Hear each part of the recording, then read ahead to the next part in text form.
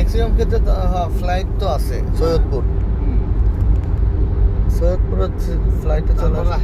হাসিনার বাসার কাজের বুয়া সংসদ সদস্য, বাড়ি রংপুর।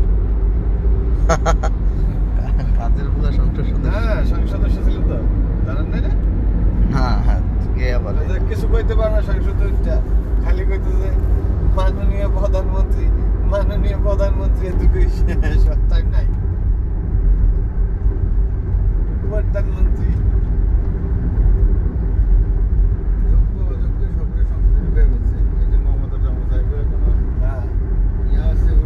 মমতা আরো ডুবাইছে হাসিনা রে।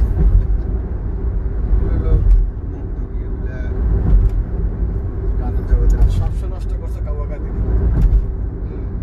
কাওয়াকাদি বেশি নষ্ট করছে দলদারে, বেশি হ্যাডেম দেখাইতে গিয়ে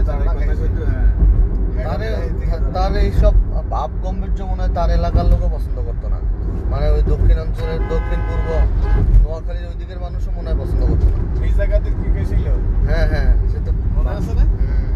দরজা টোয়াই পাইতো না, আসলে তো দরজা টোয়াই পাইনি একটাও, খালি ভলান্তির উপর আসলে কথা বলতো আমরা নাকি পালাবো, আওয়ামী লীগ পালাবে না, ফোকাসের পালাই গেছে শেষ পর্যন্ত, খবর পেয়ে গেছে শেষ পর্যন্ত পালাই গেছে।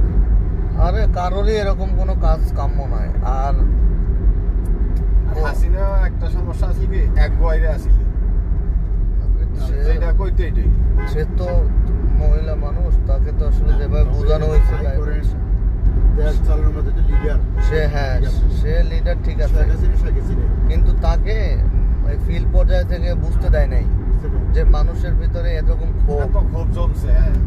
আর এই ক্ষোভটা তো জন্মাইছে সে না, এই ক্ষোভটা জনপ্রতিনিধি যারা বানাইছে তারা, আর প্রশাসনে যাদের নিয়োগ দিচ্ছে তারা। প্রশাসনটাই বেশি খারাপ করাইছে তো জবরদস্তি কইরা প্রধানমন্ত্রী হিসাবে তার তো আসলে এত দূর খেয়াল রাখাটা মানুষের মধ্যেই নিতে হয়। এটা কি, এটা বাস স্ট্যান্ডটা কিসের? এটাই? আচ্ছা, মানে থানার পথে যে বাসগুলো দেবে। ও লোকাল বাস। আর এমনিতে হাইওয়ের বাস স্ট্যান্ড গুলো ভিতরে শহরের ভিতরে।